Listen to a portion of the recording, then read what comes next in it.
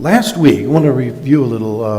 We're going to be this morning. I want to talk about continue with grace giving, and my subtitle is "A Rich Man's Advice." We're going to try to get some advice from a rich man. But first, let's review last week what we talked about. It was turning off the tap, and we saw that debt is really an enemy, particularly unsecured debt. And this is how we ended to kind of capsulize from last week. Is unsecured debt your friend or your enemy? Is it something that you go to when you need things? I'm just going to buy it. I don't care if it's secured or not. Is it an enemy or friend? Sometimes we need to do that, but is it an enemy or is it a friend when we do? If it's an enemy, do you have a plan to destroy it? Or are you trying to drift upstream? Do you remember that? And lastly, if you're in debt today, ask God to turn it around and begin by giving something to the poor. Remember last week, we talked about a spiritual principle. He that gives to the poor lends to the Lord, and he shall repay. We looked at that principle and gave you a suggestion of where to start. If you're kind of under the whole situation, you certainly need to start somewhere. So how do you evidence some faith to try to turn these things around? That was a suggestion for, excuse me, to begin with. This week's text is in Luke, the 16th chapter, verse 11 says this: "Therefore, if you've not been faithful in the unrighteous mammon," that means natural wealth, "who will commit to your trust the true riches," the spiritual things? So this is a principle. And like we said last week, all of us have the opportunity to steward some resources, some finances. Even kids. I mean, either kids are earning money with chores, or maybe they get an allowance, or maybe something. It's not like you have to make so many dollars. Really, it should start when they're really small, to say, why don't you be a steward over this, whatever it is. Maybe they get $1 or something, or for their birthday or whatever. Steward this wisely, because if you don't know how to handle stewardship and finances and money, when the Lord looks down, he says, if you've not been faithful in the small things, in the natural things, how am I going to trust you with the big things and the spiritual things? This is what I kind of like. This is from the Message Bible. Kind of expands this concept here. Here's what it says. Jesus went on to make these comments: if you're honest in small things, you'll be honest in big things. If you're a crook in small things, you'll be a crook in big things. If you're not honest in small jobs, who will put you in charge of the store? I like that one. We all want promotions. No worker can serve two bosses. Either hate the first and love the second, or adore the first and despise the second. You can't serve both God and the bank. There's a contemporary understanding of that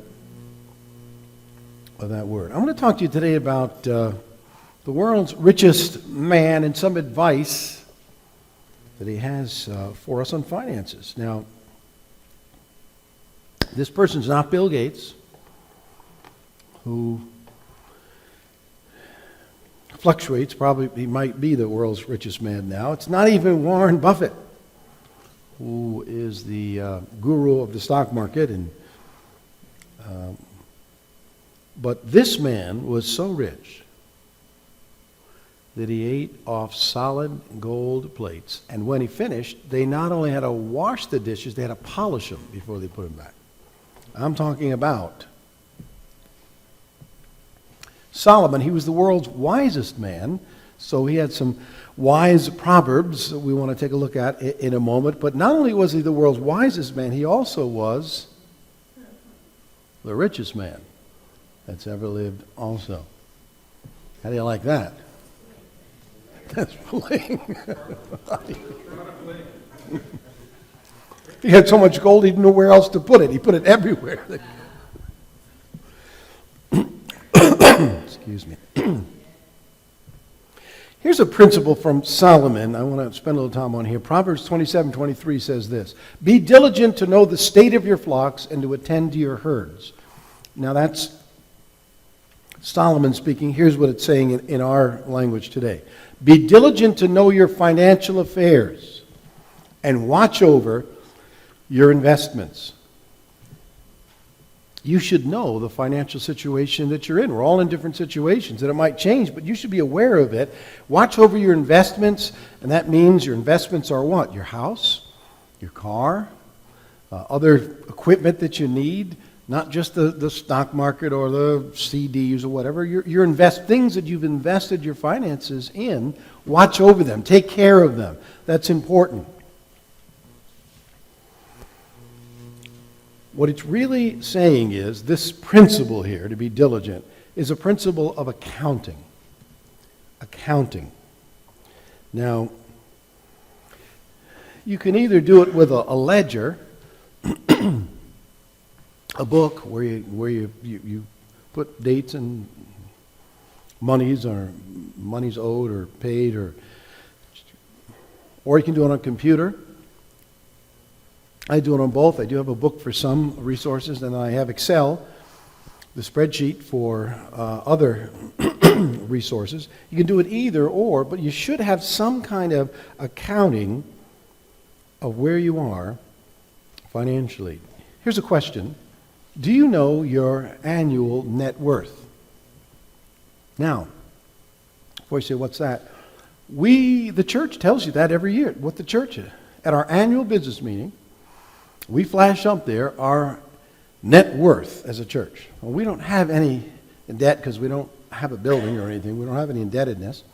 But we try to figure out what do we have in our building account, and our checking account, and savings account, and what do we have in whatever we own. So the sound system and some chairs and a projector, and we try to figure that all out and roll it. And there is a number up there that we give you, our estimated net worth of the church. I think that's a good thing. And the goal is every year we're hoping to have more. We're hoping to have more and to be growing. And it's the same thing. I think it's a very wise thing for you to do individually. We do that, Jonah and I, and what's your net worth is, what are your same like with the church, your accounts, your savings account, your checking account, and your house and your car, and all the other stocks or whatever else you have, investments, and then you minus out your liabilities, mortgage or loans or notes or debt, and then you have a number, an estimated net worth. I think that's in line with this whole principle of know your affairs, your financial affairs. Isn't it really not that difficult? And you have to kind of estimate, like we do, of what's the value of this stand? We don't talk about little things, but I mean maybe the sound system, it gets less and less every year. You have to kind of estimate, but you get a kind of a general picture. I think that's a wise thing for you to be able to do. So what it is how much income do you have from all sources? What are your assets, cars, houses, furniture, how much do you owe, any indebtedness? What are my monthly expenses? Put that on there. And then important is getting the facts. I think you've all heard, I hope maybe you've heard this saying, money talks. I think most of well, that's not the truth. Money doesn't talk, it just slips away quietly. It doesn't even tell you where it's going. How many times have you said, I just don't know where my money's going? I think all of us have. I can't believe it. Too much month at the end of the check.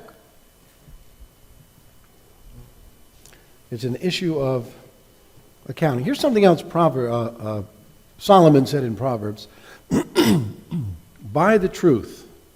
Be honest about this. Don't sell it. Also get wisdom and understanding. In a financial thing, get the facts.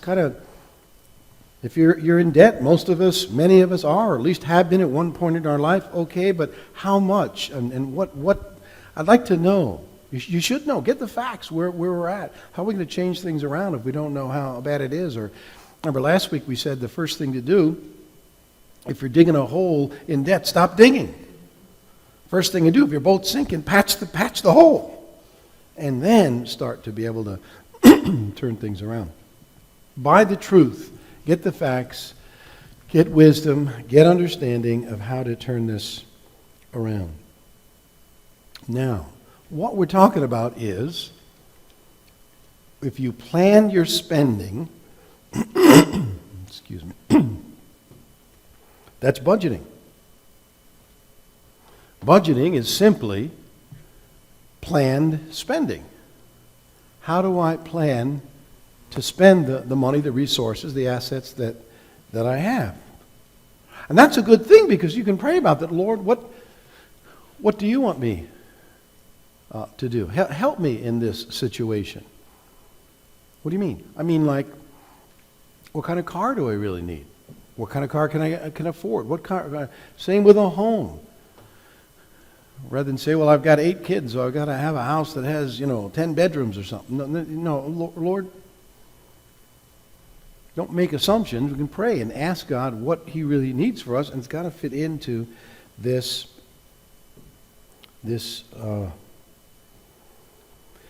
budget. It means you're telling your money where you want it to go rather than wondering where it went. Now, I won't ask how many people have a budget working it now. Because I just know from doing this for a few years that almost anybody that I've counseled with financially, I don't think any of them had a budget that they were operating on. Some of them may have said, oh yeah, years ago I tried that and it didn't work. So I decided that I'd go into big time debt. They didn't say that, but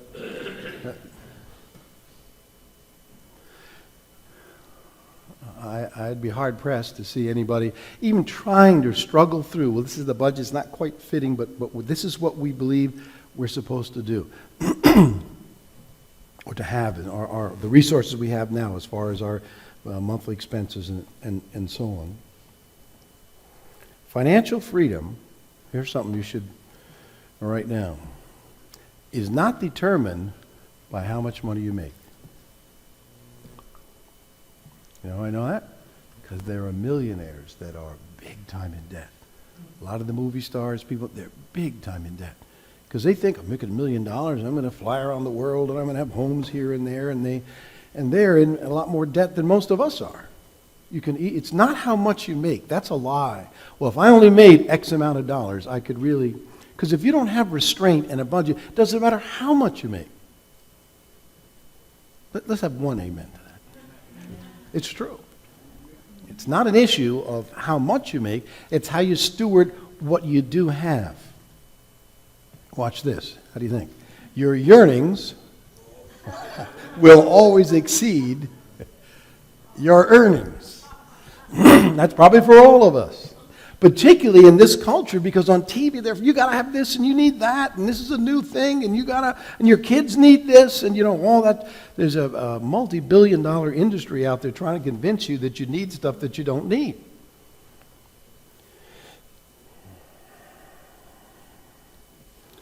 Here's my analysis of this. If you can't make it on this amount, the amount you're making now, you probably won't make it on that amount, the amount that you're hoping to have or wanting to have. What I mean by that is, I've heard people over the years, so I'm only making this, it's kind of tight, or I'm starting out, but if I got that promotion, if I got that 10% bump or whatever, boy, I would really be over. And you know what happens in most cases? You get that bonus or 10% where you get a much bigger job. What happens? You say, well, now I can get a better car. Now I can have 2 suits rather than just one in the closet. Now I can, in other words, I've earned, because of this promotion, nobody says, well, I got a big promotion. Boy, thank God I'm going to stay at the same standard of living I am now. That's very rare. So you see the problem. So you get a 10%, 20% raise, but all of a sudden, and then you justify, now I can make more expense. So you're in the same condition, sometimes even worse. It's not an issue of how much money you're making. It's how you steward what you have. All right, there's at least some... Thank you. Now, I want to explain today and show you the issue of what a budget is. See if you could hand some of these out, George and Aaron. Everyone can have one, or every family. There's enough for everybody. And yes, sure. Now, This document is on the website, by the way, under teachings. There's a document called Family Budget. And it's something I made up. It may not be totally complete, but it's best that I could do. Let's just look over it. Let me point out some important aspects of this. Because gross income, we start with gross. Let's say, let me give you some numbers. The husband makes $600 a week. The wife works part-time, makes $400 a week. So total weekly, on that column, you'd put $1,000. Now, watch. Budgeting is done monthly. So you'd say, well, I have $1,000 to but no, you don't. You don't make monthly $1,000 or $4,000. $1,000 a week. You don't make $4,000 a month because some months have 5 weeks, some have 4. So you see where it says 1 month equals 4.3 weeks. So you have to take 1,000 times 4.3. So you actually have $4,300 per month to budget. Everybody get that? That's a big mistake. Well, I only make so much a week. Well, no, it's got to be 4.3. So you got 4,300 in this case. Then take out fixed expenses that you've already determined. If you're tithing, you're offering, put that as a fixed expense, should be given to the Lord. Federal, state withholding, Social Security, medical insurance, anything that's kind of taken out of your check, so to speak. Those are fixed expenses that are coming out. Then you come up with a number that I call net funds available for budgeting. That's gross pay versus minus fixed expenses. So you have a number there. Then you start to fill in weekly and then monthly. If you do it weekly, again, times 4.3, and you come up with these. Most of the things are monthly, like your mortgage or cable or water and water is quarterly. I mean, you have to figure all these things out in your budget, how much you want to budget for furnishings, repair and maintenance, all these kind of categories, transportation, food, clothing. Non-accountable allowance is so money I think that you should allocate for husband and wife both that is apart from the budget that you can just, so if you want to go out and say, man, I just want to go and have an ice cream at Bill Gray's tonight, you say, well, where does that come into the budget, or I just need to, whatever, buy a pack of Snickers bars or something that's really not in the budget, but you could say, well, that's part of my non-account. It's not very much money. It might be, depending, $10 or $20 a week. I think that's very wise rather than, because if you stick to a budget, all of a sudden you're carrying this around. The wife's going to say, so you got an ice cream. Where did that come out of? Did that come out of the furnishings? So you don't want to get into that kind of stuff. You want to have a little bit of money that you can spend on yourself. What? Any way you want without that kind of glare from. So gifts, vacations, blah, blah, blah, savings, debt, retirement. You should be trying to save 10%, at least 5%. If you're in debt, you need to be able to budget at least 5%, hopefully more, to be able to try to throw down the debt. So take a look at this. I think it works. Can help you with it if your family. How do we? But a lot of it really is. These are just the numbers and what you do, but the difficult thing is, Lord, how much can we really afford for a car payment, gas, all the different, here's the categories. You only have a pie. You have a pie right now of X amount of dollars per week or month that you're making, and you just have to cut that up in different ways. If you got a fancy house, you're probably going to have a less expensive car, and vice versa. The pie is only so big, and if you're going to be a good steward, that's what you need to do. Now the problem with most Americans and many Christians, why as a country we're in huge, huge debt. Let's talk about some of that's the budget. Credit card debt. We got to talk about this. I call it impulse buying. And The stores are out there with their sales and their glittery thing to try to convince you need something that you previously didn't even think that you needed. And since you have a credit card, you can buy it even without thinking about it, because you can afford it because you have a credit card. Let me just explain, before we get to that, just some general understanding. Here we go. There's fixed debt.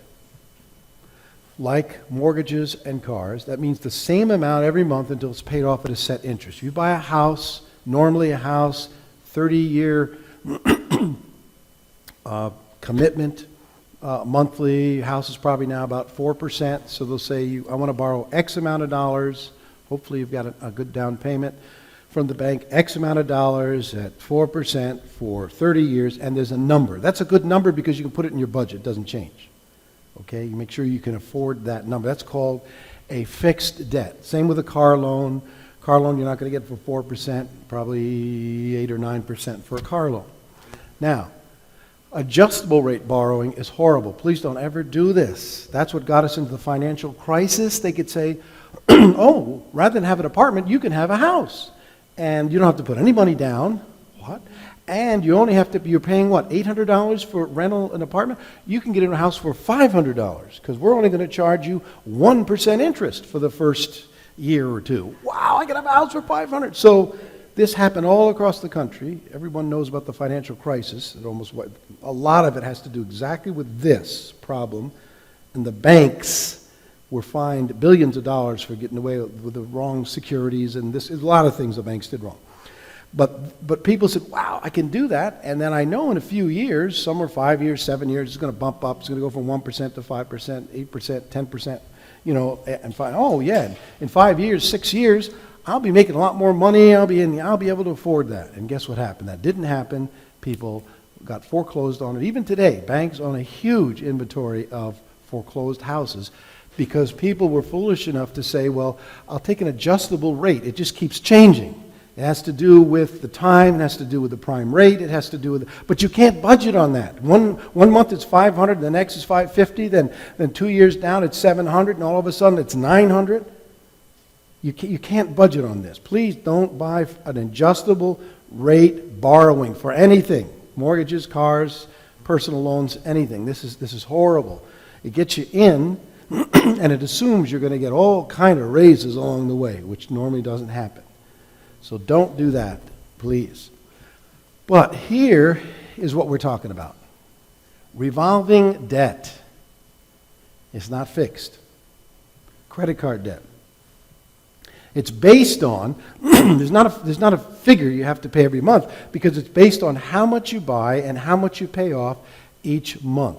Credit card debt is not, just pay $50 a month. It's based on how much you borrow and how much you pay off each month. That's called credit card debt. Now here's how credit cards work. Let me give you a little overview. And I'll just use some general figures.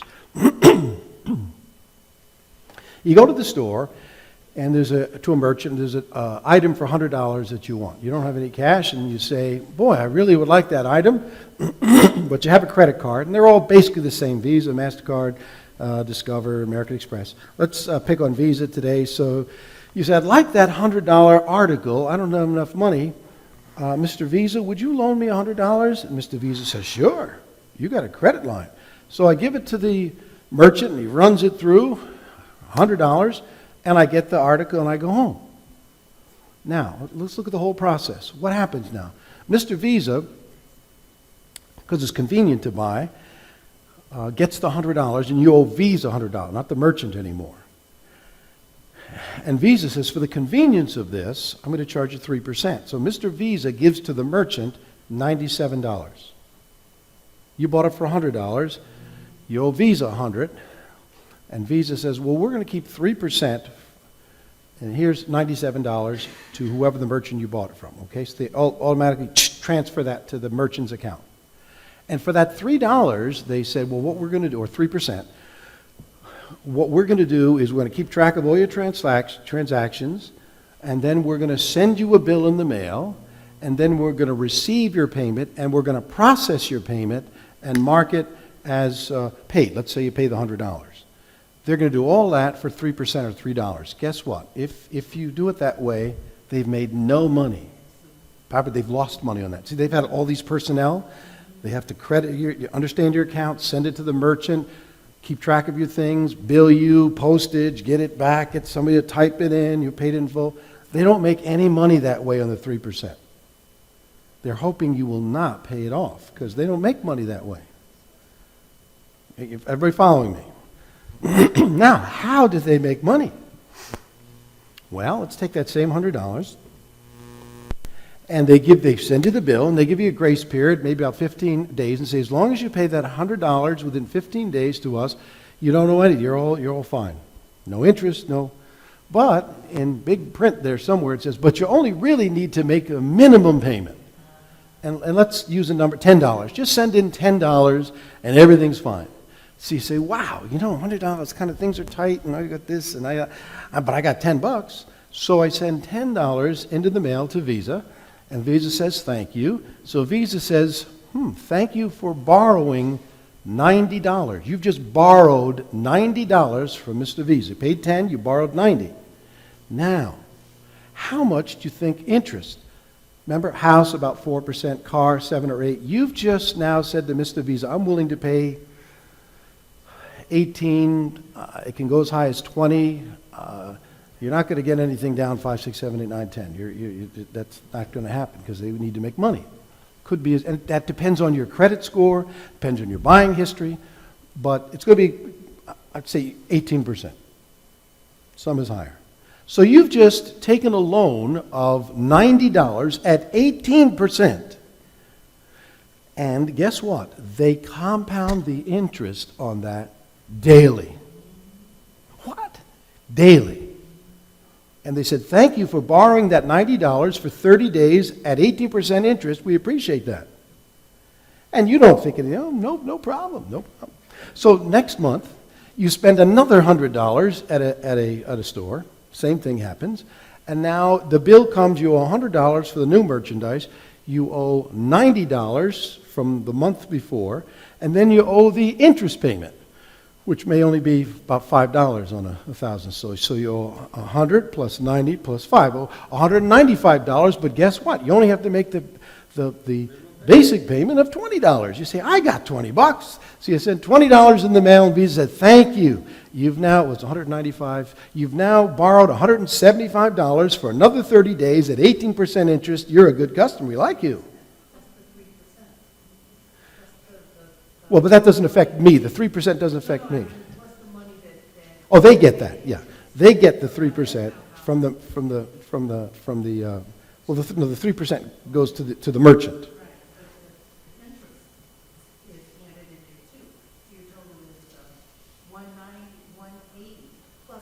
Yeah. Right. You 100. Right. Plus the 90 because you paid 10. Plus the interest, which I said $5. So that's whatever the interest is. Whatever, I'm just making up a number. But it just now, do you see the problem? And so then you buy $100 the next month, and you say, and the minimum payment comes at 30. I can handle 30, but you're carrying a balance now of 300, 400. And the problem is most people don't charge $100. I need a set of tires. Oh, $800? Oh, man. All right, charge it. I need... Boys, I got a new promotion at work. I got to get a new wardrobe. I charge it. Now, here's the problem. Everybody got the problem? And why Mr. Visa and Mr. Discover and Mr. American Express, you pay the minimum, you're one of their best customers. You're making a lot of money off you. And you're just saying, I'm making the... But then when you get 5 and 8 and 12 and 1,000 in debt, and by the way, I've never heard of a credit card company. They'll give you like a $500 credit limit. That would be a good thing to start off. They always start with 5, 10,000. Some are 15,000, depending on your credit score. You could that means you trust, I could buy 10,000 off worth of goods. Yeah, sure. Sure, I'm Mr. Visa. I got a lot of money. I don't spend it. Because I'm going to make my real money on the interest because I don't think you are disciplined enough to pay the balance in full. And they're right. Most Americans don't or can't pay the balance in full. Everybody understand the problem, the hole you get in. Now, here's some statistics I have for you. The American Household Credit Debt Statistics, 2014, got this online. The average U.S. household, that's husband and wife, because you can get your own credit cards, you know. If the husband loses his credit, the wife can get some, and she'll start to, there's ways to play the game here. The average U.S. household credit card debt is $15,604, counting only those households carrying debt. Those are households that are in the debt game, that have unsecured debt, consumer debt, right? We're not talking about houses or cars, right? Unsecured debt. 15,607. Based on analysis of Federal Reserve, blah, blah, blah, the average household owes 7,281. Now, where do you get that number from? If you're in the debt game, you're up here. But all the households, like me, for example, I don't carry any debt. I pay it off at the end of the month. So the average me, I'm a zero, because I always pay off the debt. So they take all the households and divide it by that, and so it's saying about half the American households aren't carrying any debt. That's how they're averaging this. But every neighbor as you go down the street, every house down the street, whether they have credit card debt or they owe $7,000, just think of it that way. Now, not all do, but many owe $15,000 and $20,000 and have 5 and 6 and 8 and 12 credit cards. That's an average, the $7,000 average. But since I don't have any credit card debt, people have a lot more to be able to bring that up. Looking only at indebted households, those that have chosen to use consumer credit to finance their lifestyle, the average outstanding balance is $15,607. Now you may say, well, I'm doing that. I only got $4,000 or $5,000. Yeah, but think of the wealthy people that are making hundreds of thousands that are they can carry $20,000 or $30,000 in credit because they're making all this money, but they're paying so much in interest. That's a staggering figure. 15,000. Every household in America averages out to about $7,000 in credit card unsecured debt that Mr. Visa, Mr. Discover, Mr. MasterCard are making out like bandits. Bank stocks are going, except those foolish things that they did about selling unsecured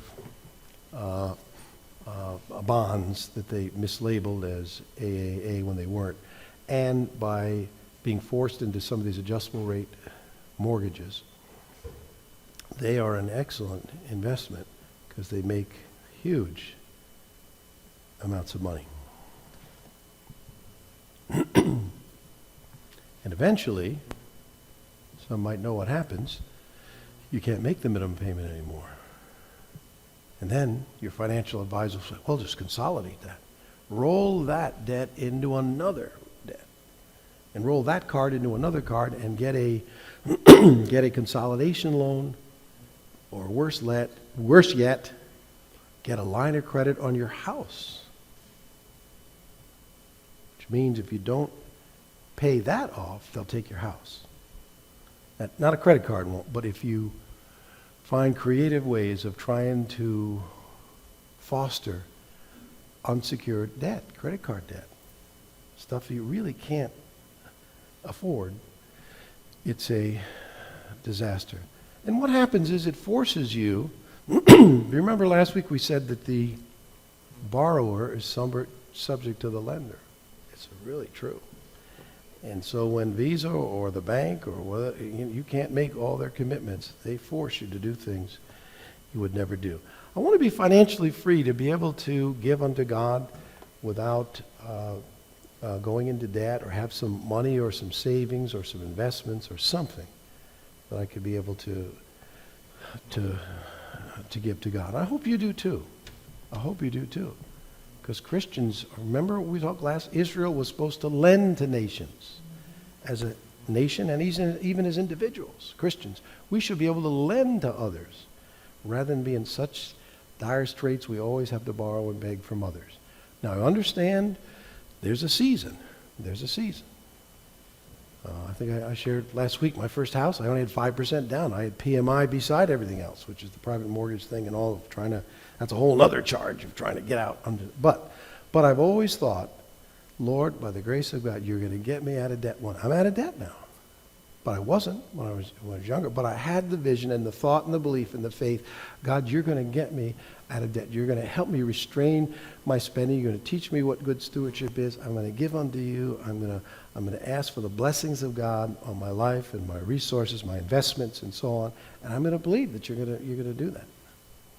It starts with faith. It starts with, so particularly some of the younger couples, starting out, that is such a, it's can seem like it's overwhelming, but make the decision, I'm going to get out of debt by the grace of God. It may take years. If you're in debt for a few $1,000s and you go to financial counsel, no one's going to say you can get out of debt in a year. It's going to take a few years with disciplined spending, and they're going to insist that you have a piece of paper.